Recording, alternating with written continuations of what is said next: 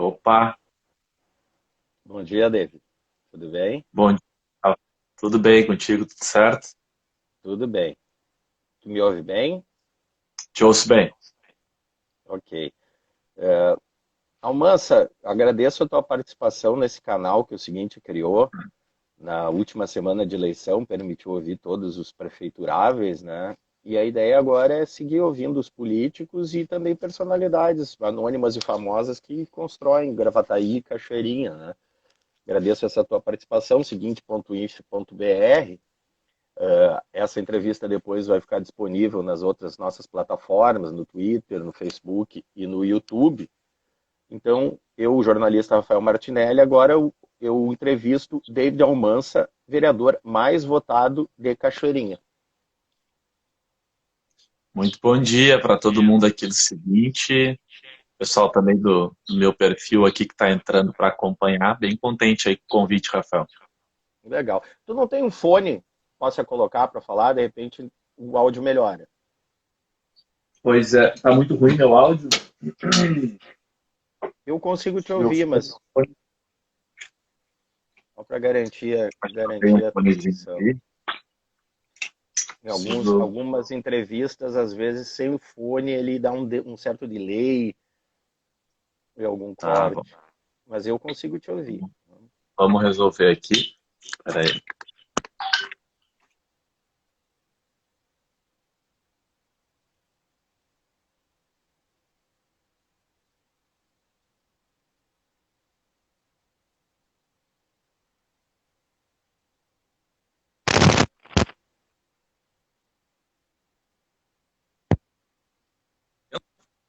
Não, não consigo te ouvir.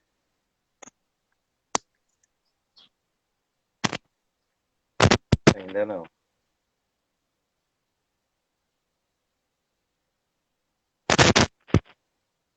Então, Olha aí, ó. vou ficar te devendo o fone. Senão Não, vou ter que beleza. sair a Vamos lá. aqui agora. Consegue te ouvir sem delay, né? Então, se tu consegue É, te eu ouvir só, sem só ouço um repetir, pouco da repetição da minha fala, mas tô te ouvindo bem. tá. Vamos começar então, David? Vamos lá. Então, o que tu deves essa tua eleição, né, como mais votado de Cachoeirinha, Almança? Desculpa, só repete a primeira parte que eu não entendi. Ao que deves a tua eleição, né, o mais votado de Cachoeirinha, né? Não, então, Rafael, nós não iniciamos o nosso trabalho na campanha eleitoral, né? A campanha eleitoral ela é só uma parte de um processo muito maior e também não encerra na campanha eleitoral. Em 2016, nós fomos a candidatura mais votada da oposição, com 1.284 votos, uma campanha extremamente escassa de recursos, simples, e a gente ficou de fora porque naquela oportunidade o PT não atingiu o coeficiente e nós tínhamos uma legislação que não tinha essa questão da sobra. Bom, eh, de lá para cá, a gente adotou uma seguinte postura, que mesmo não tendo mandato na Câmara, nós atuaríamos como se fosse um vereador. Então, a gente teve à frente de muitos movimentos na cidade em defesa dos direitos da população. Posso citar aqui, com muita contundência, a nossa articulação para garantir o direito de moradia do bairro Grande Esperança, que é o bairro que eu nasci, que eu morei até os 24 anos de idade, que a minha família mora, que agora eu moro ao lado, né? Nós organizamos uma audiência pública com quase 1.000 pessoas no dia 9 de julho de 2018, em parceria com o mandato deputado Tarcísio. Uma outra questão que é extremamente importante foi a nossa disposição de assumir a direção do PT e construir um processo de renovação e oxigenação das instâncias do partido, resgatando uma atuação mais na base, mas ao mesmo tempo também dispondo de uma novidade da forma como dialogava com a população.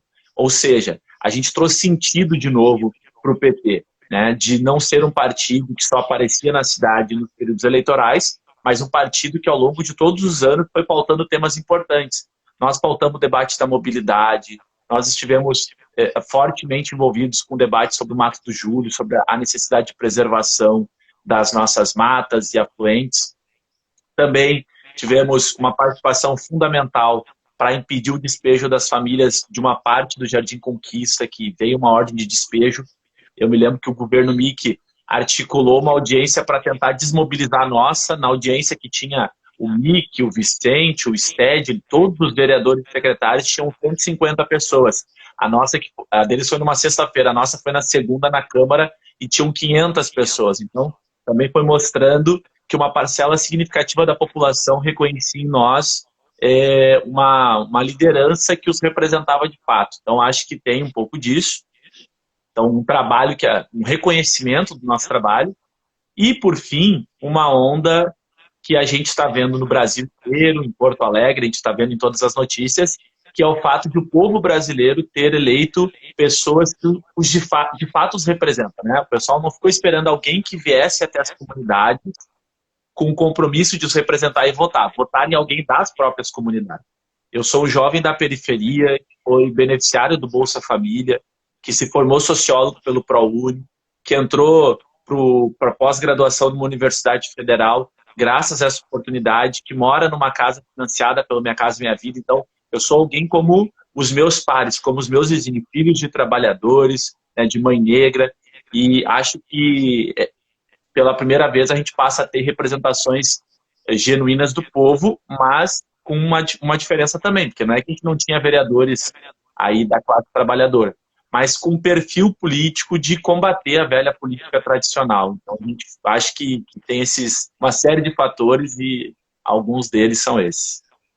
Sim, era uma das perguntas até que eu ia te fazer, né? De certa forma tu responde, né? Eu ia fazer uma alegoria que tu és um cara com um perfil da periferia, né? Tu é diferente do PT universitário, vamos dizer assim, né? Apesar de tu ser um sociólogo formado, né? E no teu entorno tem muitos jovens, pretos, pobres, né? Tu é evangélico, né? É uma coisa rara no PT, né? És evangélico, não é? Cristão, não mais membro da igreja evangélica. Ok, mas como vocês conversam as estratégias para superar esse momento de ataque às esquerdas, né? Como falar para as massas, para as pessoas mais desfavorecidas, como fazer com que participem da política e não se some apenas uma corrente do ódio à política, né? Que acaba ajudando a mais velha política. Não, então, eu acho que a nossa campanha e a condução que a gente tocou no PT com muitos outros companheiros, jovens, adultos, idosos, ela teve um trabalho fundamental, e eu falei isso durante todo o processo eleitoral, que era resgatar a esperança das pessoas e fazê-las entenderem que nós somos classe trabalhadora, temos somente na política uma ferramenta para contrapor o poder de quem domina, né, das classes dominantes. Então, enquanto uma parte da população tem muito poder a partir dos meios de comunicação, a partir dos meios de produção, a partir do poder econômico, o povo, além da força do seu trabalho, tem a política. Então, eu acho que ao longo desse período a gente conseguiu convencer as pessoas de que a política, ela mudou a vida delas em algum momento. E aí a gente foi combatendo aquele discurso de que político não faz nada, de que nunca muda. E eu me lembro de encontrar muitas pessoas que diziam, nunca muda. Eu parava e dizia, mas mudou bastante coisa, né? Há pouco tempo atrás, as mulheres nem podiam votar. Há pouco tempo atrás, uma empregada doméstica não tinha direito a uma carteira assinada. Há pouco tempo atrás, o filho da senhora não podia entrar para uma universidade. Hoje ele pode. Ah, é verdade. Bom, então tem uma mudança e isso é resultado da política. Talvez não sejam as mudanças totais que a gente gostaria, mas houve mudança. Não dá para nós dizer que, se comparar 10, 20 anos atrás, o mundo mudou completamente, tanto pela força da tecnologia, das novas relações de trabalho, mas também por força da ação dos homens e das mulheres, e quando homens e mulheres se organizam, isso é política. Então, acho que a gente conseguiu traduzir conceitos da sociologia e da ciência política para o diálogo diário das pessoas. E elas entenderam, tipo, é verdade, talvez se eu tiver um representante meu e também eu participar ativamente desse processo, nós vamos conseguir trazer mais transformações. Acho que isso fez com que a gente reduzisse o sentimento de ódio e rejeição da política. E também acho, Rafael, que o fato de nós ter um perfil de uma campanha que não compra o voto de ninguém, que não pagou nenhuma boca de urna, que não vende ilusões, fez com que as pessoas voltassem a dar um voto de esperança e de crédito, né? Então, a forma como tu faz política, ela vai ou alimentar mais o ódio, por mais que algumas pessoas queiram se beneficiar da troca de favores, elas até se beneficiam e dizem, esse cara não vale nada, é mais do mesmo. Agora, quando tu te apresenta com algo diferente, a pessoa, pera, opa, tem algo diferente aqui, vou ver como é que é isso daqui. Então, acho que a gente conseguiu romper a bolha do ódio, não é só o ódio, acho que a desesperança. Eu vi a população mais desesperançosa do que, de fato, com ódio. Acho que a gente viu mais o voto do ódio, da indignação em 2018, né, onde eu fui candidato a deputado federal também, mas a gente via agora mais uma desesperança generalizada da população, que a gente acho que conseguiu romper um pouco aí, trazer um foco de esperança. E claro, agora nós vamos ter que saber se nós vamos conseguir provar que de fato as pessoas estavam corretas em ter esperança ou se eu vou fazer só um passeio na Câmara de Vereadores. Né? Pois é, nessa terra devastada, né, que resta à esquerda nos últimos anos, né, tu te inscreve como uma nova liderança, né? És o vereador mais votado numa cidade em que 2018 deu 7 a cada 10 votos para Bolsonaro. O vereador do PT, o mais votado, né? E sempre defendendo as bandeiras do PT, e o Lula livre, inclusive, nunca te escondeu dessa defesa, né? Começas a se construir como uma alternativa do PT, também como candidato a deputado em 22 e depois a prefeito em 2024. Eu em nenhum momento parei para pensar nisso. Eu acho que a gente saiu do processo com uma grande liderança constituída, que é o Jefferson Lazarotto. Ele é uma surpresa extremamente positiva. Né? Alcançamos a 4ª colocação, ficando à frente da candidatura do meu amigo Antônio Teixeira, que era um candidato há muito mais tempo do que o Jefferson. Então, a gente mostrou uma resiliência e o Jefferson cumpriu muito bem o papel de representar as bandeiras do PT e também as bandeiras do campo popular e progressista. Então, acho que o que eu quero é ajudar a construir muitas lideranças no partido no próximo período. Nós precisamos ampliar a nossa bancada na eleição de 2024, nós precisamos eleger mulheres. A gente tem uma única mulher eleita num parlamento de 17, eu acho que isso é inadmissível para uma cidade que tem mais da metade dos seus habitantes e eleitoras são mulheres. Então, essa é uma tarefa que o nosso mandato vai se debruçar e acho que nós vamos ter tanto no Jefferson quanto na Vera Sarmento parceiros para essa construção. Então, não tem nenhum debate sobre 2022, não tem nenhum debate sobre 2024, a não ser a necessidade e o nosso compromisso de fortalecer as lideranças do partido, ganhar outras lideranças. Eu já tenho muita gente querendo se filiar no PT, mas para 2022 uma coisa é certa, nós vamos nos organizar muito para que Cachoeirinha volte a ser uma cidade que respire democracia e que opte por um projeto de transformação social no país, que eu acho que a esquerda e o nosso campo representam. Ô Mansa, o governo Mick, mais uma vez, ele tem uma ampla maioria na Câmara, né? Como projetas o teu mandato? O Posição de Verdade era o nome da tua coligação, né? Então, o governo tem uma base sólida de 12 vereadores, né? 11 vereadores e uma vereadora, e 5 vereadores da oposição. Porém, esses 5 eleitos da oposição não têm uma unidade programática e ideológica, nós somos muito distintos.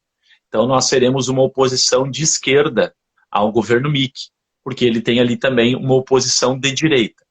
Mas uma coisa que o meu perfil é do meu perfil e eu também fui amadurecendo ao longo do tempo, né? Eu fui candidato a primeira vez aos 21 anos, fui o jovem mais votado da cidade, da história da cidade em 2012, é o diálogo, né? O parlamento, ele é um espaço da diversidade da cidade, né? Diferente da eleição do prefeito, onde tu elege majoritariamente um projeto, ainda que ele tenha recebido menos votos do que a maior parte da população, 40 mil pessoas optaram por um projeto diferente do Mick, ou semelhante, porque eu acho que as outras candidaturas ali de direita representavam mais do mesmo, né? O parlamento ele expressa a diversidade. Então, nós vamos ter uma relação de muito diálogo com todos os vereadores e a vereadora.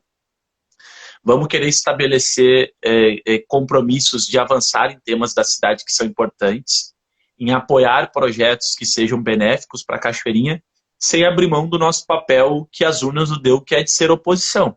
né? E eu acho que a gente pode ser oposição de uma forma séria, responsável, com capacidade de diálogo. O Mickey foi eleito, nós temos uma oposição contundente à forma como ele governa, mas isso não quer dizer que a gente não tenha capacidade de dialogar para avançar em temas que são importantes. Então a gente espera poder contribuir enquanto oposição para que o governo erre menos, né? Ele vai errar com certeza, como nós, se estivéssemos no governo, também erraríamos. Agora, o que a gente não quer é ser uma oposição da sabotagem. Acho que a cidade perde com isso. Nós não temos nenhuma intenção que o Mickey encerre o seu mandato agora, novamente conquistado, pior do que encerrou esse. Eu, sinceramente, assim, de coração, espero que seja um governo muito melhor. Porque se eu torcer contra, eu estou torcendo contra o povo da minha cidade, né? Bom, diferente se eu tivesse um fascista no poder, né? Aí eu ia torcer, obviamente, para que o cara caísse logo. Não é o caso do Mickey, né? Em que pese a gente ter divergências, ele é alguém que defende a democracia. Acho que tem um episódio triste na sua biografia, que é o golpe que ele apoiou contra a Rita Sank em Gravataí, e a história não perdoará. Ele vai levar para o resto da sua trajetória política o fato de ter apoiado um golpe que se provou de fato um golpe quando a justiça disse que não tinha nenhum crime, e a história tanto não perdoa que ele quase foi vítima de um golpe aqui na cidade, né? Então, acho que talvez ele possa ter amadurecido em relação a isso. Mas da nossa parte, da minha parte, do PT, nós vamos ter muito diálogo para avançar. Porque um vereador, Martinelli, tu sabe, não vai fazer nada sozinho. Se nós não tiver capacidade de construir maiorias ou consensos em torno das nossas ideias e dos nossos projetos, nós vamos ter um mandato de muita luta, mas talvez de pouca efetivação das conquistas que a gente deseja. O PT é um partido que ele não é um partido municipal, muito menos estadual, né? Ele não é uma federação de partidos, ele tem um centralismo, né? Um centralismo democrático. O PSB do Mickey, que tem como vice o Maurício Medeiros do MDB, ele está dividido até nessa questão em Porto Alegre, de apoiar a Manuela ou apoiar o Melo, né? Nacionalmente, da mesma forma, o PSB do Mickey, vamos dizer assim, que o Nordeste sinaliza para a esquerda, o Sudeste e o Sul, vou ser bonzinho, ficam no centro, né? Direita, pode ser, né? Porque eles ficam na direita. Uma eventual guinada assim, dos socialistas para o lado esquerdo da ferradura e do próprio PDT que está no governo, né? Uma chapa Ciro-Lula, isso poderia fazer com que tu te aproximasse do governo Mickey em Cachoeirinha? Uma aliança em 2022 entre esses partidos para enfrentar um mal maior, Bolsonaro? Como tu bem falaste, né, o PT é um partido que não vive dentro de uma bolha. Então, eu não faço política pensando somente em Cachoeirinha. Faço política pensando nacionalmente, pensando no Brasil. Embora Cachoeirinha possa ser uma cidade irrelevante, entre aspas, do ponto de vista do quanto ela impacta no cenário nacional, é aqui que a minha intervenção tem mais efeito, né? Eu tenho maior capacidade de intervenção na minha cidade do que eu vou ter em Porto Alegre. Então, ela é muito importante para mim. E todas as ações e todos os movimentos que a gente vai fazer vão estar conectados com a minha visão de mundo e de Brasil, assim como o meu partido. Então, eu sabia que nós tínhamos uma eleição muito difícil para a prefeitura. O Jefferson sempre soube disso, né? Nós nunca nos enganamos. Se eu tivesse que escolher, por óbvio que eu preferia a reeleição do Mickey em detrimento da do Rubens, porque ele representa um projeto que nós somos extremamente antagônicos, né? Ele representa uma base de apoio do Bolsonaro que tem se demonstrado uma péssima condução para o país. Bom, tendo em vista isso, acho que o PSB até aqui, tem tido uma rota muito negativa e que vai contra a sua história, né? Apoiar o governo Sartori, apoiam o governo Eduardo Leite, tem atuado contra os servidores estaduais, tem apoiado agendas ultra neoliberais, votaram a favor do golpe contra a presidenta Dilma. Então eles têm um histórico muito negativo até aqui. Eu espero que o governo Mickey não se deixe levar como se deixou em 2018 e não apoie um projeto bolsonarista de extrema-direita, ou mesmo se omita, porque foi o que ele fez. Embora ele não tenha pedido voto para Bolsonaro, ele também não pediu voto para o Haddad. Acho que isso é um erro, né? E a cidade hoje paga porque as obras que a gente teve em Cachoeirinha As poucas que aconteceram foram obras do governo federal, foram obras do governo do PT. E ele sabe, como gestor, que hoje a vida está dura porque não tem o aporte que tinha antes na cidade. Então, eu espero que ele tenha essa correção de rota, não para que a gente se aproxime, mas para que o PSB se reencontre com a sua história e apoie um projeto de desenvolvimento para o país que tenha como centro a classe trabalhadora. Então, eu espero isso pela história deles, não por uma necessidade de aproximação. Mas se tu me perdoa, mas é uma leitura política, assim, não só em Cachoeirinha, né? Mas perguntar se o PT está unido é esperar o segundo sol chegar, né? Há como fazer um mandato de partido, não apenas do Almansa e dos seus, já que muitos que saíram do PT te criticaram por supostamente tu montar um aparelho para a tua eleição. Tem como unir esse PT de Cachoeirinha dentro dos limites do que é uma união no PT, com suas tendências correntes, né? Olha, Martinelli, nós somos um mandato do PT. Esse mandato ele foi conquistado pela atuação de diversos companheiros e companheiras que não se omitiram da sua tarefa militante de representar um projeto de sociedade. Algumas lideranças importantes do PT, eu falo isso sem receio nenhum, optaram por um boicote à chapa proporcional para impedir que um jovem da periferia se tornasse vereador. E não falar disso é negar a história. Essa é a verdade. Numa eleição proporcional, cada candidato representa um segmento, representa a sua história.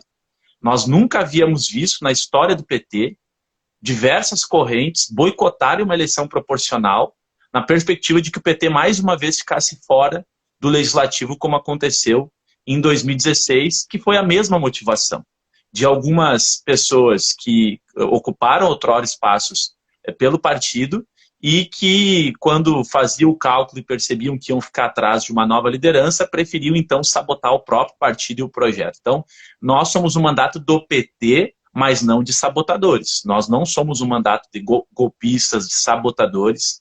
Agora, se as pessoas fizerem uma autocrítica da sua atuação, porque se a gente tem uma atuação autoritária, como dizem, certamente a população não ia conferir a nós a maior votação da cidade e enxergar em nós o mandato mais representativo, a alternativa mais representativa para elas.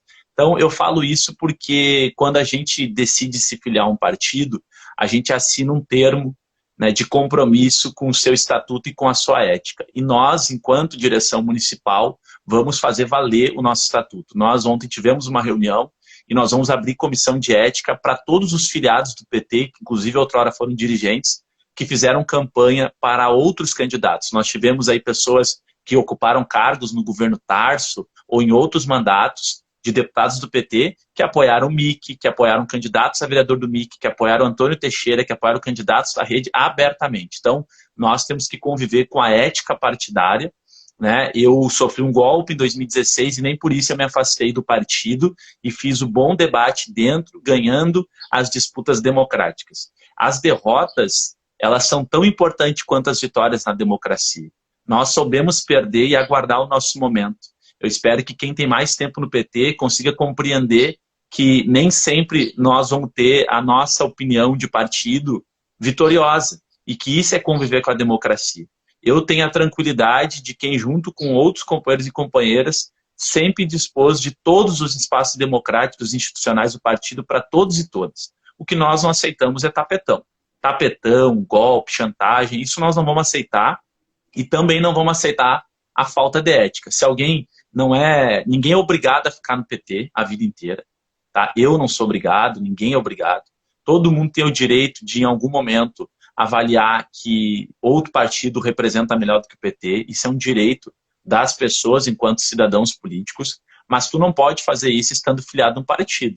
Então, a pessoa tem que ter a ética de se pedir desfiliação, se desfiliar e fazer isso. Outra coisa que o nosso estatuto prevê é que um dirigente, uma dirigente do PT, não pode se omitir diante de uma eleição.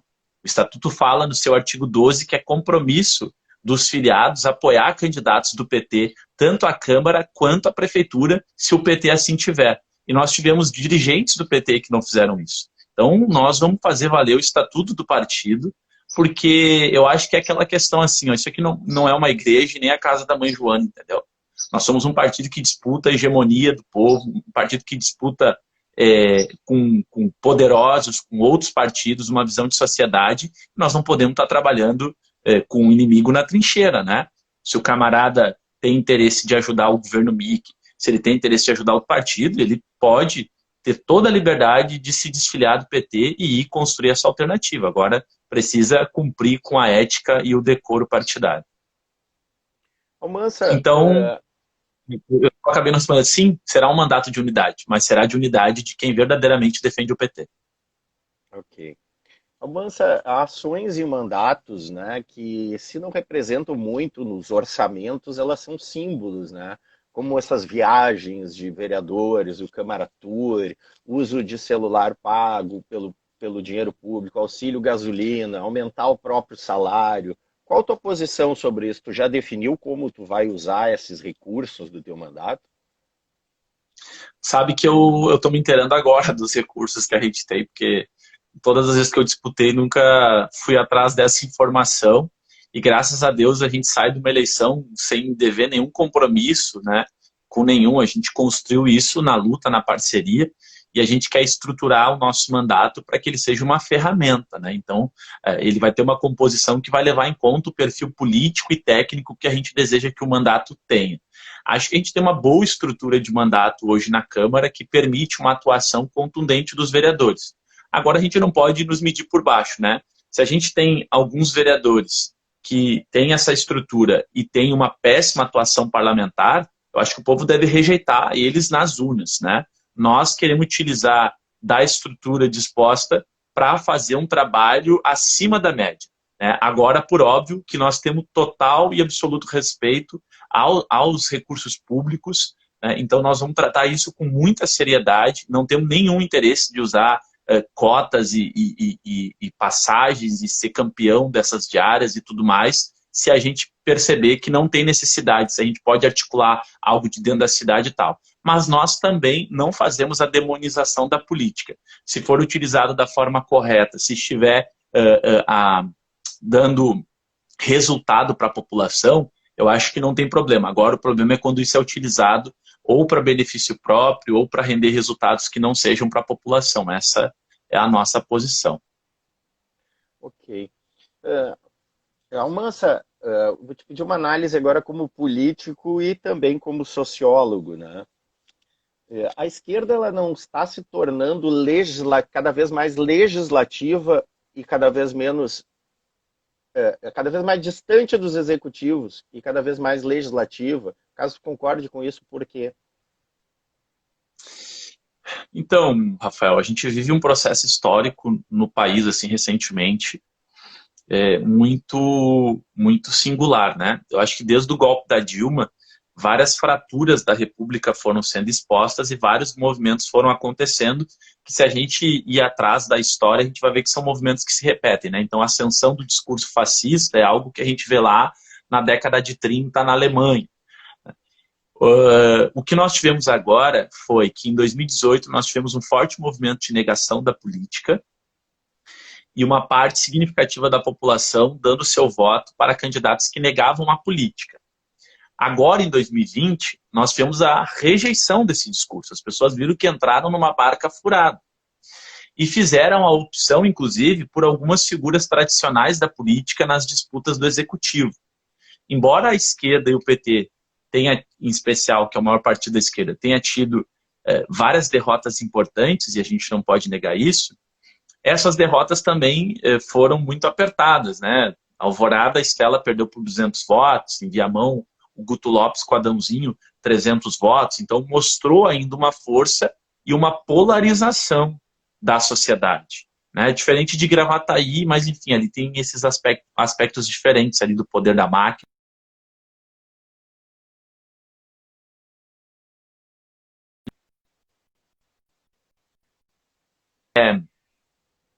Aqui para mim está recarregando, não sei se me ouviu. Estava dizendo que a gente tem lideranças importantes, como o Pepe Vargas, em Caxias, que está liderando a disputa nesse que é o segundo maior colégio eleitoral do país. A gente tem a Manuela com Miguel Rosseto na disputa do segundo turno em Porto Alegre. A gente tem a Marília Reis lá em Recife, que tudo indica sairá vitoriosa daquela disputa. A gente tem o João Coser em Vitória.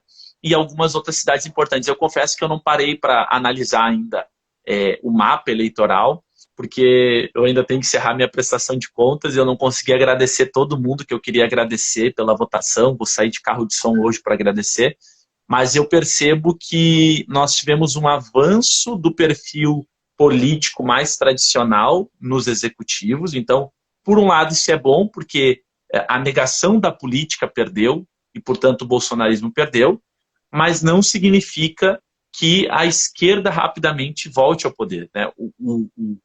A política de demonização da esquerda, os ataques que o PT sofreu do lavajatismo, eles têm um impacto que ainda vai perdurar um período. Não dá para a gente achar que a gente sai de um processo de criminalização do PT, de criminalização do Lula, de criminalização da esquerda e rapidamente a gente recupera.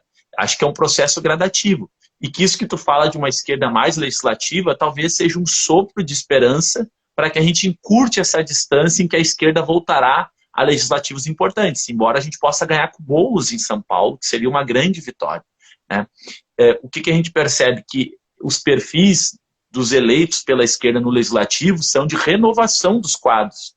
Nós, o PT, estamos falando que a minha eleição em Cachoeirinha, para ser mais limitado, e a da Laura Cita em Porto Alegre, por exemplo, minha amiga, jovem, mulher negra, representa o que a gente sempre lutou, que é a transição geracional no PT.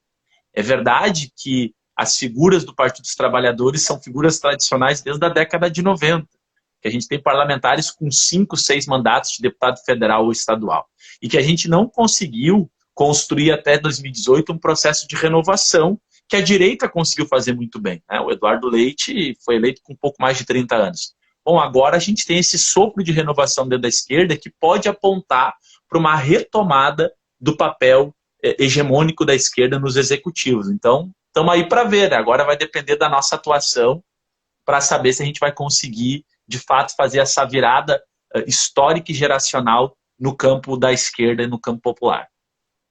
Eu vou refazer uma pergunta que eu sempre faço nas nossas entrevistas, né? Eu cito aquela frase do Frei Beto lá, né? Na época da ditadura, né?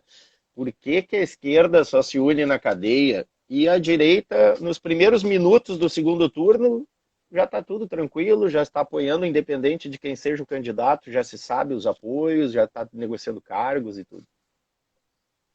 Porque a direita é a política tradicional, o negócio deles é ganhar dinheiro, né? Então eles perdem o segundo turno e já estão pensando em como é que vão indicar a mãe, o filho, o parente e tal, dentro de um governo. Então rapidamente eles têm unidade. E quando eles apresentam muitas candidaturas, elas podem ter o rosto e a voz diferente, mas o projeto político é o mesmo.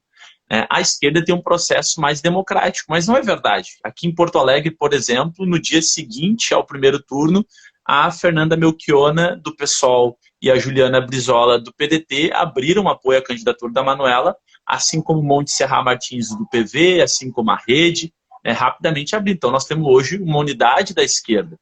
Eu acho que o fato da gente estar diante de um governo de corte extremamente de direita, fascista, fará com que a esquerda amadureça e consiga entender que as nossas divergências hoje elas são menores do que as nossas convergências. Então a gente já está produzindo em várias cidades do país uma unidade da esquerda, né? O PT e o PCdoB estão apoiando Boulos lá em São Paulo. Nós já tivemos o apoio do pessoal à candidatura do Tarcísio Zimmermann no primeiro turno, junto com o PCdoB em Novo Hamburgo.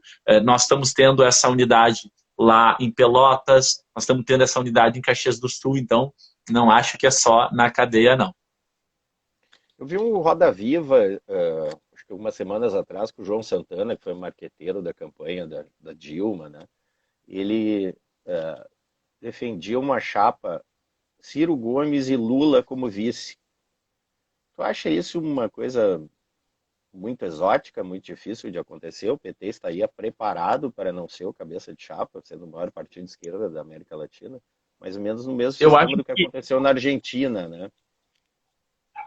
Eu acho que essa chapa que tu citou não vai acontecer, sinceramente, mas não por falta de querer unidade. Acho que o Lula não concorrerá a nenhum cargo eletivo e não sei ainda quem será o candidato do PT, mas muita coisa vai acontecer. Eu acho que o resultado do segundo turno ele ainda vai trazer contornos para a disputa de 2022.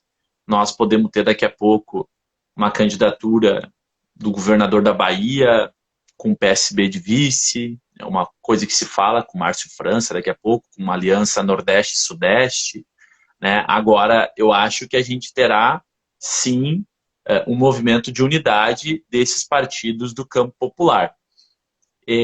Sobre o Ciro Gomes, ele vai precisar fazer muita autocrítica, né?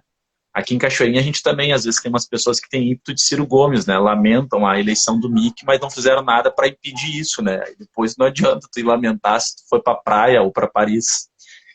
Mas eu acho que nós teremos um processo de unidade, mas não essa tua chapa aí. Eu acho que essa daí é impossível de acontecer. Certo. Almanza, eu agradeço a tua participação nesse canal do seguinte.inf.br. Essa entrevista ela estará disponível em minutos no Twitter, no Facebook, no IGTV e também no YouTube. O David Almanza, o vereador mais votado de Cachoeirinha. Se quiseres deixar uma mensagem para o eleitor e para a Cachoeirinha, fica à vontade. Bom, com certeza. Primeiro eu quero te agradecer, Rafael, pela tua sempre abertura para a nossa opinião, né, sempre cobrindo a oposição aqui na cidade, mesmo que tu sempre tenha colocado a tua opinião sobre os processos. A gente sempre teve um canal muito aberto. Eu quero agradecer o povo de Cachoeirinha. Estou muito, muito feliz pelo resultado que a gente alcançou. Eu, sinceramente, não esperava ser o mais votado da cidade. Quando a gente olhava outras campanhas tão fortes, tão estruturadas economicamente, era difícil de acreditar, mas o sentimento que eu tenho é que a cidade, de fato, depositou a sua esperança num projeto diferente. As pessoas me mandam mensagem dizendo: eu vibrei muito, eu chorei muito aqui em casa, todo mundo chorou, todo mundo torceu. Então, tu percebe que a gente conseguiu construir um sentimento. A nossa eleição, ela tem uma representação e significado que a gente ainda não conseguiu medir, não conseguiu mensurar. Eu só tenho a agradecer e, ao mesmo tempo, dizer que esse mandato agora é de toda a cidade. A gente teve 1.803 votos, mas a eleição encerrou no dia 15 de novembro. Desde já sou um vereador eleito da cidade. A partir do dia 1º de janeiro, quando a gente vai tomar posse, nós vamos ser um mandato de toda a cidade de Cachoeirinha. Eu quero que a população se sinta à vontade com o nosso gabinete. Nós não seremos um mandato de gabinete, vamos ter forte atuação no legislativo, que eu acho que é importante, tenho muita vontade disso, de ajudar a contribuir, a elevar o nível e a qualidade do parlamento, junto com os meus outros colegas, vereadores e a vereadora, mas eu quero que as pessoas nos ajudem a construir o dia a dia da política da cidade, das lutas nos bairros, nas ruas, a gente fazer a luta em defesa das vagas nas escolas de educação infantil, nós fazer um forte debate, um forte movimento para mudar de fato o transporte coletivo da nossa cidade, que é caótico, que é caro. Nós temos que enfrentar os interesses da Transcal. Eu quero que vocês contem comigo para a nossa luta em defesa de um desenvolvimento sustentável, que preserve o nosso mato do juro, que combata a especulação imobiliária. Então, quero dizer que esse mandato é uma ferramenta. E hoje, que é o dia 20 de novembro, que a gente tem a triste, revoltante, indignante notícia de um brutal assassinato de um homem negro no mercado Carrefour, eu quero dizer para a população negra que está ouvindo e também para os não negros que são militantes antirracistas que o nosso mandato será uma ferramenta antirracista. Nós vamos fazer um trabalho muito forte de promoção da igualdade racial, de combate ao racismo. Eu quero que as mulheres tenham no nosso mandato uma ferramenta para combater o machismo, para promover os seus direitos. Eu quero que a população LGBT encontre no nosso mandato a guarida que ela não encontrou no legislativo até o dia de hoje. Nós vamos ser apoiadores de vocês, nós vamos combater a intolerância religiosa, promovendo a convivência pacífica entre toda forma de expressão da fé, seja ela de matriz africana, seja ela judaica, seja ela cristã. Nós queremos ter um mandato da diversidade, um mandato das pessoas e especialmente da classe trabalhadora, um mandato voltado aos catadores de materiais recicláveis, um mandato voltado à educação pública e popular. Então, a gente está com muita expectativa, tem muito trabalho, mas eu queria pedir licença para que na semana que vem eu possa tirar uma semaninha de descanso e voltar com a energia necessária para a gente fazer o maior e melhor mandato da história da cidade. Então, muito obrigado, eu quero contar com vocês e contem comigo. Eu te agradeço e se me permite um comentário sobre essa questão que falaste do Carrefour, né? quando se mata um animal, como aconteceu com um manchinha, um cãozinho, quando se encobre um corpo para que as compras continuem acontecendo, e quando se mata um cidadão, a gente a gente está vive um padrão, né? Um certo padrão, né? Então, meu repúdio total também é isso. Grande abraço, Jean. Obrigado. Um abraço. Até mais.